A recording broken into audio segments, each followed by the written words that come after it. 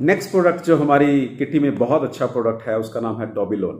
डोबिलोन is a combination of calcium dobesilate 500 milligram with citrus bioflavonoids 500 milligrams and vitamin C 100 milligrams. Tablet form में ये available है।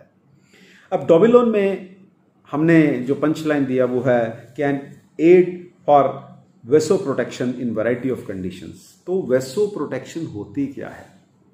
वेसो protection का मतलब है protection of vessels.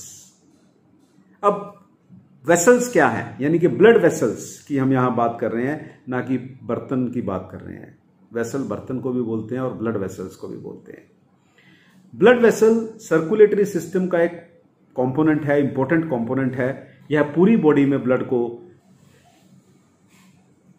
में blood के थ्रू सेल्स को न्यूट्रिएंट्स और गैसेस ट्रांसपोर्ट करने में हेल्प करती हैं। इनका मेजर काम ब्लड को ऑक्सीजन सप्लाई करना, कार्बन डाइऑक्साइड वापस एयर में देना, एटमॉस्फेयर को देना, और वेस्ट प्रोडक्ट को बॉडी से बाहर निकालने का रहता है। तो जो आर्टरीज हैं वो वेसल्स का एक पार्ट हैं। आर्टरीज हमारी बॉडी में प्योर ब्लड को, ऑक्सीजनेटेड ब्लड को मिनरल्स के साथ, न्यूट्रिएंट्स के साथ बॉडी के डिफरेंट टिश्यूज में पहुंचाता है, डिफरेंट सेल में पहुंचाती है। और वेन्स जो हैं वो मेटाबॉलिज्म के बाद और डाइजेशन के बाद, यूटिलाइजेशन ऑफ मिनरल्स के बाद जो वेस्ट मटेरियल बचता है और जो कार्बन डाइऑक्साइड एक्सक्रीट होती है, उसको वेन्स जो हैं वो एक्सक्रीटरी सिस्टम के थ्रू बाहर निकालती हैं और कार्बन डाइऑक्साइड को वाया लंग्स बाहर निकालने में काम करती हैं। तो ये रोल है वेसल्स का। वेसल्स आर्टरी, वेन, कैपिलरी, इनसे मिलके बनती है। वेन्स जो हैं वो हमारी बॉडी में ब्लड को बॉडी के टिश्यूज से हार्ट की तरफ लेके जाती हैं। वेन्स का जो ल्यूमन होता है, मतलब साइज जो होता है वेन का, वो बहुत बड़ा होता है बिकॉज इसमें प्रेशर ज़्यादा रहता है। बिकॉज जब किसी चीज़ को हम ग्रेविटेशनल फोर्स की तरफ लेके जाते हैं तो उसमें प्रेशर अच्छा रहता है, अपने आप मेंटेन रहता है। परंतु जब बॉडी टिश्यूज से वापस हार्ट की तरफ ब्लड को लेके जाना हो तो उसमें प्रेशर बहुत ज़्यादा चाहिए होता है, इसलिए ल्यूमन उसका बहुत बड़ा होता है वेन्स का। और जो थिकनेस है वॉल की वो बहुत थिन होती है। Please remember this. तो इस थिकनेस के कारण जब प्रेशर बढ़ता है तो इन्फ्लामेशन के चांसेस बहुत ज़्यादा बढ़ जाते हैं। अब अगर सपोज इन वेसल्स में इलास्टिसिटी कम हो जाए, ये वेसल्स इलास्टिक होती हैं, अगर इसमें इलास्टिसिटी कम हो जाए तो प्लेटलेट्स की एग्रीगेशन बढ़ जाती है और जो क्लोटिंग प्रोसेस है वो रिड्यूस हो जाता है। इस कंडीशन में WBCs की जो मूवमेंट है, जो WBCs मूव करते हैं वेसल्स में, आर्टरीज में, वेन्स में, वो स्लो हो जाती है और डिपोजिशन ऑफ कोलेस्ट्रॉल बढ़ जाता है, जिस कंडीशन को हम एथेरोस्क्लेरोसिस भी बोलते हैं। अब उसके बाद हम बात करते हैं कि वेन्स जो हैं ये स्मूथ मसल और इलास्टिक मसल से बनी होती हैं, जिसे इलास्टिन कहते हैं। वेन आर्टरीज के कंपेरेटिवली ज्यादा मोटी होती हैं पर इसकी वॉल थिन होती है। अब हम बात करते हैं, हमने आर्टरी की काफी सब्जेक्ट में बात की, पर आज हम बात करेंगे वेन्स के बारे में, वेरिकोस वेन के बारे में। वेरिकोस वेन आपने देखा होगा कि कुछ एक पेशेंट्स में जो काफी लंबे समय तक खड़े रहते हैं, जैसे गृहिणियां, आपकी मदर, सिस्टर जो है ज़्यादा किचन में काम करती हैं तो लंबे समय तक उनको खड़ा रहना पड़ता है। उन पेशेंट्स में भी जो हमारे जो नीज के नीचे और एंकल से ऊपर के एरिया में जो मसल रहता है उसके साथ जो वेन्स चल रही हैं वो काफ़ी ब्लू कलर की मोटी वेन्स हमको दिखाई देने लग जाती हैं। इसको हम बोलते हैं वेरिकोस वेन। सेकंड, प्रेगनेंसी के टाइम में लेडीज के एब्डोमिनल एरिया में आपको वेन्स दिखाई देंगी, वो भी वेरिकोस वेन ही होती हैं।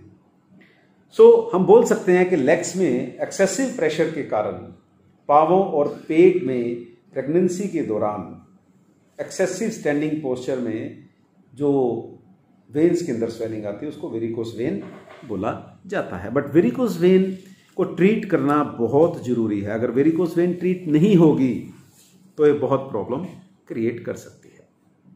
अब दूसरा आता है हेमोरॉइड। हेमोरॉइड का मतलब पाइल्स। अब पाइल्स क्या है?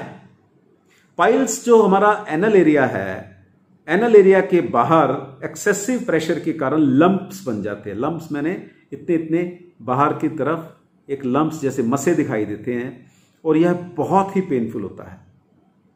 अगर पेशेंट को पाइल्स के साथ कॉन्स्टिपेशन हो जाए तो ज्यादा प्रेशर टॉयलेट में लगाना पड़ता है और उस प्रेशर के कारण वेन्स की थिकनेस कम होने के कारण वो वेन्स रप्चर हो जाती हैं और उसमें ब्लीडिंग आने के चांसेस बढ़ जाते हैं। ब्लड आने के बाद उसमें इंफेक्शन के चांसेस बढ़ जाते हैं और वो पाइल्स अंदर की तरफ इंफेक्शन होने के कारण उसमें पस पड़ जाती है। इस कंडीशन को हम फिस्चुला भी बोलते हैं। तो पाइल्स को ट्रीट करना बहुत ही जरूरी है। और अगर आप फार्मा में देखेंगे, एलोपैथी ड्रग्स में जो टाइम टेस्टेड ड्रग है वो सिर्फ डॉपिसिलोन है, कैल्शियम डॉबिसिलेट है। अब कैल्शियम डॉबिसिलेट है क्या? यह एक वैसोप्रोटेक्टिव ड्रग है। यह डॉबिसिलिक एसिड का एक सॉल्ट है। यह कैपिलरीज की, वेसल्स की परमेबिलिटी को बढ़ाता है। यह वेन्स में ऑक्सीडेटिव स्ट्रेस को कम करता है सो इन्फ्लेमेशन रिड्यूस हो सके। और पाइल्स के कारण पाइल्स में ये सबसे ज्यादा सेफ ड्रग मानी गई है। दूसरा मॉलिक्यूल जो हमारे पास है इसमें वो है साइट्रस बायोफ्लेविनाइड। साइट्रस बायोफ्लेविनाइड एक पावरफुल एंटीऑक्सीडेंट है जो कि साइट्रस फ्रूट में पाया जाता है। और बायोफ्लेविनाइड जो साइट्रस बायोफ्लेविनाइड है ये विटामिन सी के एक्शन को भी बढ़ाता है।